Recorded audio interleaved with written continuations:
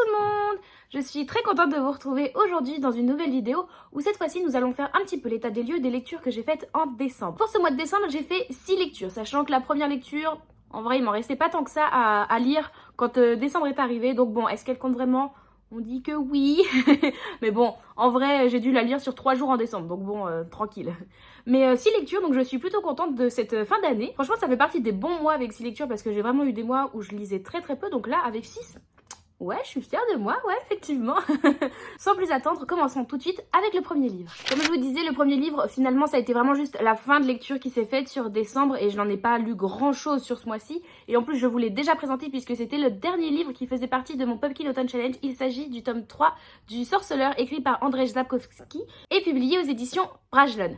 Donc, je vous en ai déjà parlé dans le Pumpkin Autumn Challenge. D'ailleurs, je vous invite à aller voir la vidéo qui est juste ici. Donc voilà, je vais pas vous en dire beaucoup plus ici. Ça a vraiment été un très bon tome. Très contente de retrouver le monde du sorceleur. Et ça me donne encore plus envie d'avancer dans cette saga cette année. Sachant que cette saga compte 7 tomes. Donc là, je viens de lire le tome 3. Donc j'en suis à peu près à la moitié. Je suis plutôt fière de moi.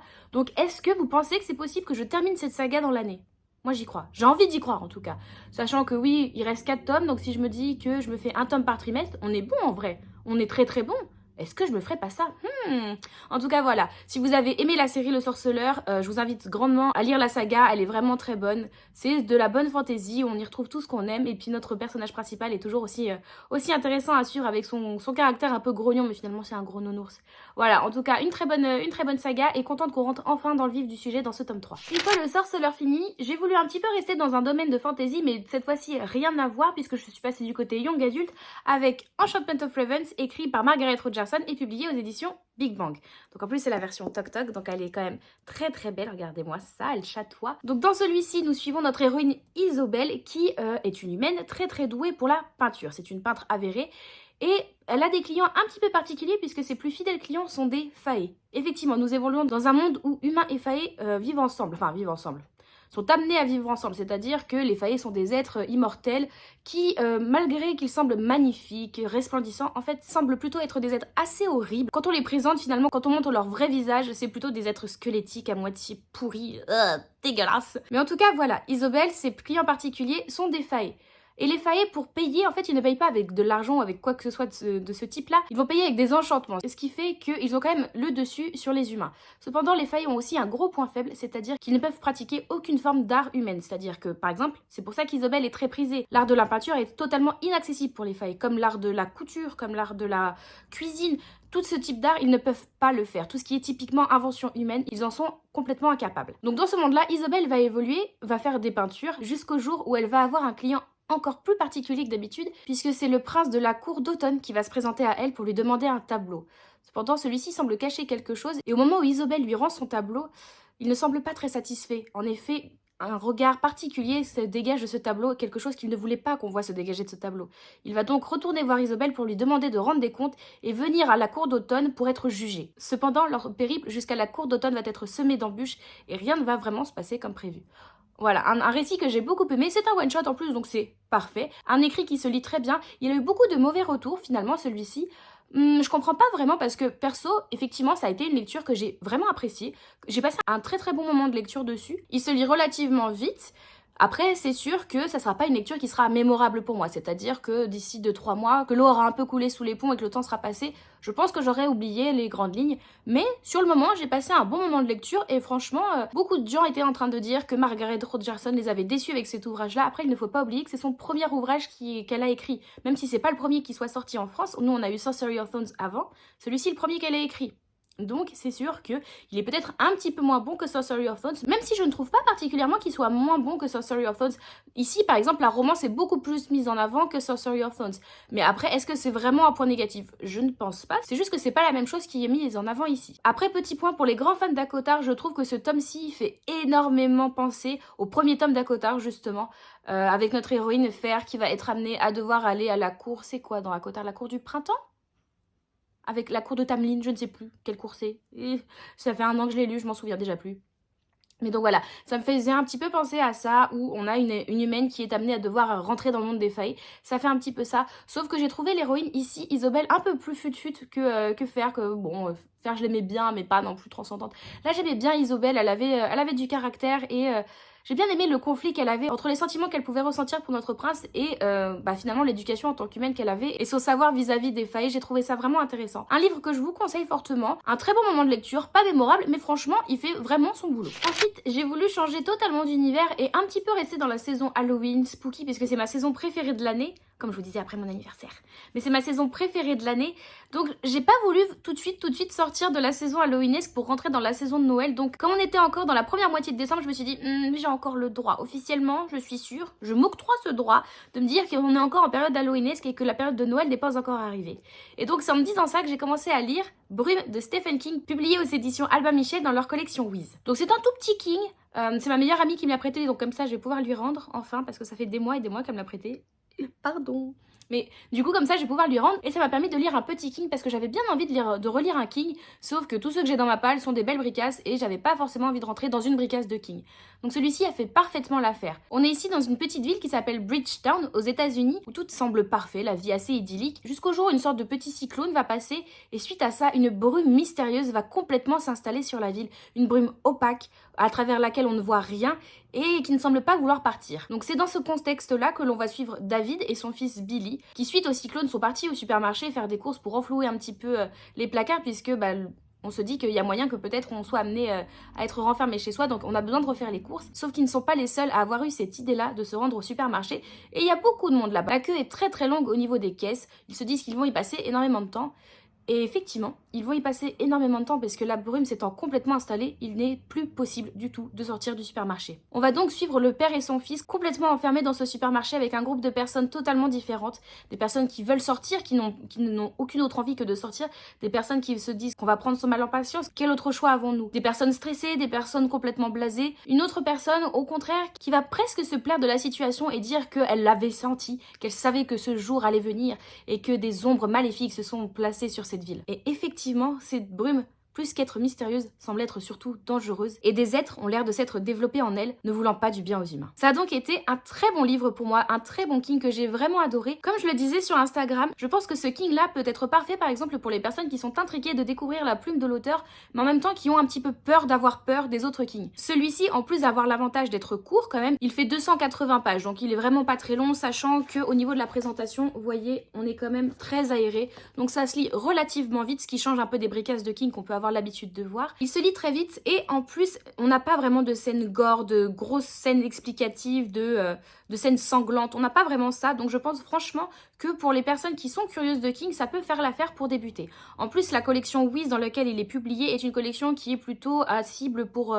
la jeunesse, enfin quand je dis jeunesse là pour le coup je le conseille pas pour des jeunes, mais par exemple pour des ados ça pourrait faire complètement l'affaire, donc ça peut être pas mal justement pour une première lecture de King si vous êtes un petit peu sceptique du style de l'auteur. De mon côté ça a été une très bonne lecture, c'est bizarre à dire mais ça a été un King assez léger pour moi, donc je suis assez contente parce que c'est un petit peu ce que je recherchais, vous voyez, faire continuer la période d'Halloween sans forcément me dire punaise il y a des morts partout. Bon là il y a des morts, si il y a quand même des morts, mais pas partout, juste sur une ville. C'est bien, non? C'est déjà mieux que le fléau où c'était au moins toute l'Amérique qui était touchée. Là, on est bien. Non, voilà, une très bonne lecture, un très bon King qui se lit très vite et que vous pouvez, par exemple, vous glisser entre deux lectures pour, comme dirait Winry, une lecture tranquille entre deux livres.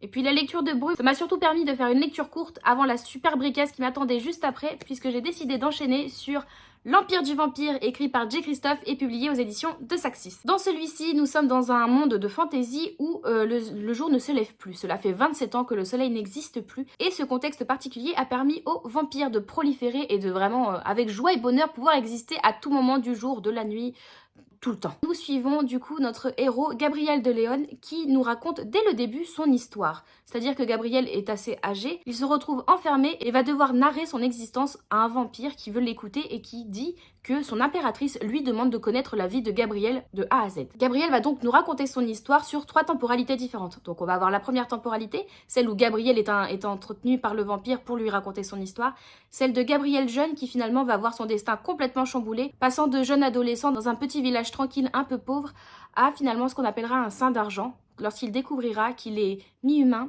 mi-vampire. Et sur la 3e temporalité, nous allons suivre Gabriel une dizaine d'années plus tard en quête de quelque chose particulier qui nous sera caché pendant un bon bout de temps et finalement qui va voir son destin de nouveau complètement perturbé puisque des rencontres vont tout faire chambouler et finalement il va peut-être trouver un nouvel objectif qui pourrait sauver leur monde. Ça a vraiment été une très bonne lecture. Je pense que ça a frôlé le coup de cœur celui-ci. Je suis vraiment tellement contente de l'avoir acheté, de me l'être fait dédicacer et de l'avoir lu comme ça, de ne pas avoir trop tardé pour le lire. Je suis vraiment très contente. Ça a été une très bonne lecture. Franchement, il fait 950 pages. Je ne les ai pas vues passer. J'ai peut-être mis un petit peu de temps pour le lire, mais c'est surtout parce que le temps me manquait et aucunement parce que je n'avais pas envie d'y retourner parce que franchement, si je n'avais eu que du temps devant moi, je l'aurais dévoré. Vraiment, le rythme est fou. On a toujours quelque chose, c'est-à-dire qu'on n'a vraiment aucun temps mort. À chaque fois, les dialogues soit apportent des éléments de réponse, soit il y a de l'action. Les illustrations aussi apportent vraiment quelque chose et permettent de faire un petit peu respirer le récit quand on va avoir l'impression que c'est un petit peu dense. Point positif aussi, les chapitres courts permettent de donner un vrai dynamisme au récit. C'est-à-dire que si avec 950 pages, on avait des chapitres de 40 pages, ça serait, je pense, immangeable. Là, c'est totalement l'inverse. On est sur des chapitres de 10-15 pages. Ça se dévore. Vraiment, une très bonne lecture. J'ai très hâte de connaître la suite parce que c'est pas possible de nous laisser sur cette fin-là. JJ, enfin, tu peux pas nous laisser comme ça. Moi, j'accepte pas. Non, voilà, j'ai très hâte de connaître la suite. Ça a été une très bonne lecture. Je vous le conseille grandement. Si vous êtes un peu sceptique en vous disant je sais pas, il fait quand même 950 pages. Franchement, foncez, le mythe du vampire ici est très bien géré. En plus, je suis très contente de retrouver du vampire tel qu'il était amené au début, c'est-à-dire un vampire un peu cracra, un vampire vraiment qui n'a aucune autre envie que de boire du sang. Avec cependant, on va retrouver des familles de nobles vampires un petit peu classe, toutes proprettes sur elles. J'ai beaucoup aimé aussi cette hiérarchie des vampires puisqu'on va avoir différents types de vampires qui vont être tous très intéressants et vraiment tous amener quelque chose à l'histoire. Des révélations à gogo. Vraiment un très bon livre, je vous le conseille fortement. C'est donc avec l'Empire du Vampire que s'est achevée la période Halloween pour moi puisque je suis totalement passée à autre chose avec La vie est belle et drôle à la fois de Clarisse Savard aux éditions Charleston. Et oui, ça y est, j'ai enchaîné vraiment du livre un peu spooky pour Halloween à la romance de Noël. Vraiment, je suis passée du coq à l'âne, mais bon, écoutez, comme ça au moins, c'était fait. Dans ma tête, c'était clair, Noël arrivait. Donc dans celui-ci, Noël approchant, nous allons suivre Lena qui, elle, n'aime pas trop l'esprit des fêtes. Les musiques de Noël, elle n'en peut plus. Toutes les guirlandes, les sapins, tout ça, elle en a sa claque, elle en a ras-le-bol, elle déteste l'esprit de Noël, elle n'a qu'une seule hâte, que tout cela soit passé pour pouvoir revenir à la normale. Cependant, la normale ne va pas revenir tout de suite pour elle puisque sa mère va l'inviter, elle, ainsi que son frère et sa nièce pour venir passer des fêtes dans le petit village de leur enfance. Quand les trois arrivent, ils ne trouvent pas la mère de Lena, mais une lettre disant qu'elle est partie pour réaliser ses rêves. Ils se retrouvent un petit peu tous les trois comme trois ronds de flanc en se demandant qu'est-ce qu'on fout là du coup, pourquoi elle nous invitait si elle est même pas là. Mais du coup, quitte à être là, ils se disent bon autant qu'on reste et qu'on essaie de célébrer un petit peu les fêtes comme on peut. Lena, très heureuse de cette nouvelle, vous imaginez bien, se plie quand même au jeu pour faire plaisir à sa nièce et à son frère. Et finalement, au-delà de l'esprit Noël qui va se développer, on va surtout apprendre certaines choses. Effectivement, si Lena n'aime pas Noël et toutes les fêtes de fin d'année, il semble qu'il y ait une raison avec un secret bien enfoui qui date de sa plus tendre enfance. Et est-ce que finalement, ça ne serait pas l'occasion pour Lena de passer au-dessus de ce traumatisme, de le mettre bien derrière soi et de finalement enfin pouvoir apprécier l'esprit de Noël. Donc j'ai bien aimé cette romance de Noël parce que effectivement, je ne vous en parle pas dans le résumé, mais oui, il va y avoir une petite romance. Mais après, je ne trouve pas que ça soit vraiment l'élément essentiel de ce récit et finalement, moi, ça me convient parce que les romances, pour les romances, c'est pas forcément ce que je recherche dans un bouquin. Et ici, j'ai bien aimé le fait que ce qui prime avant tout, c'est l'esprit de Noël, l'esprit de famille. Donc déjà, c'est quelque chose que j'aime beaucoup parce que pour moi, Noël, effectivement, c'est ça. C'est les réunions de famille, c'est le fait de profiter de ses proches qu'on ne voit peut-être pas forcément tout le reste de l'année. Donc Noël est l'occasion parfaite pour ça. Donc ici, comme je vous disais, c'est l'esprit de Noël pour moi qui prime. Et aussi le fait de mettre le doigt sur le traumatisme que Lena a depuis qu'elle est jeune et qui explique la raison pour laquelle Noël la dégoûte et pourquoi elle n'aime pas du tout cette période-là. J'ai bien aimé cette petite enquête qui apporte vraiment un fond à cette histoire et qui n'est pas juste « Oh, c'est Noël, tout va bien, oh, puis un petit peu d'amour ». J'ai bien aimé le fait que ça donne de la profondeur au récit. J'ai trouvé les personnages aussi très intéressants.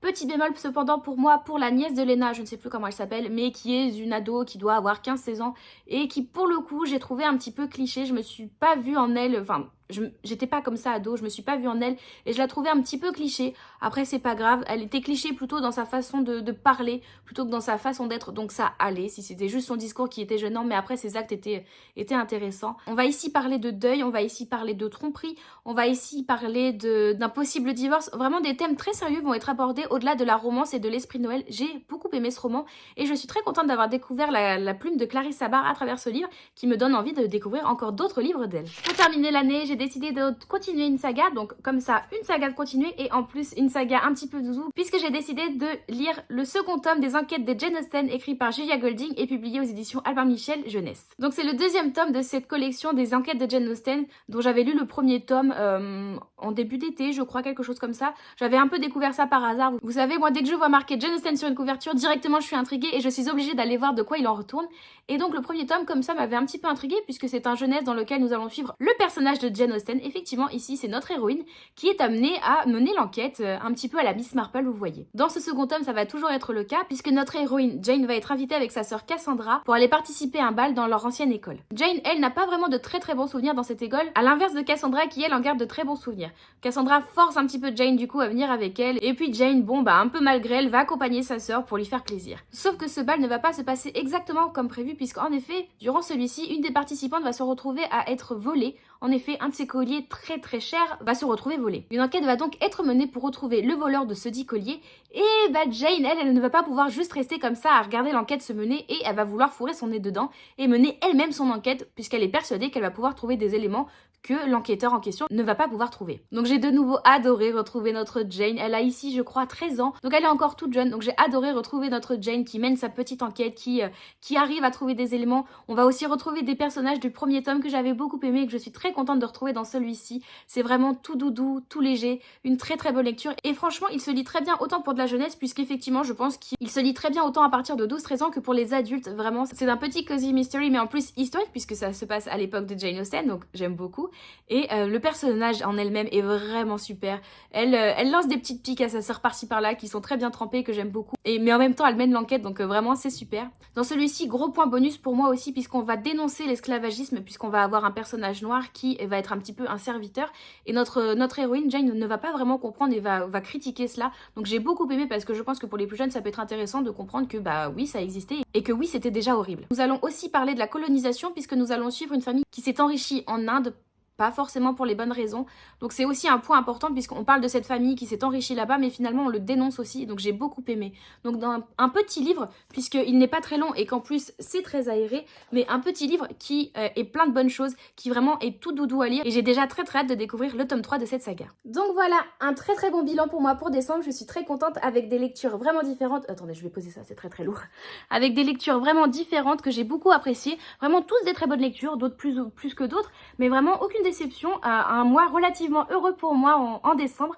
Donc je suis très contente de tout cela. Et vous donc, dites-moi, qu'est-ce que vous avez lu en décembre? Est-ce que vous avez fait des belles découvertes? Est-ce que vous avez fait des belles lectures? Ou au contraire, est-ce qu'il y a eu des déceptions? Est-ce que vous avez lu l'un des livres que je vous ai présenté ce mois-ci? Ou au contraire, est-ce qu'il y en a qui sont dans votre wishlist, dans votre pile? Ou alors même, est-ce que je vous ai peut-être convaincu d'en acheter un? Dites-moi, je vous attends dans les commentaires. N'hésitez pas à liker, commenter, vous abonner parce que je vous vois ceux qui regardent mais qui ne s'abonnent pas. Je vous vois, donc n'hésitez pas à vous abonner et surtout à partager si vous êtes vraiment gentil. Ça ferait super plaisir et ça aiderait énormément la chaîne. En attendant une nouvelle vidéo, on se retrouve sur Twitch de façon quasi quotidienne et je vous souhaite tout le meilleur d'ici là. À une prochaine les copains. Bye bye!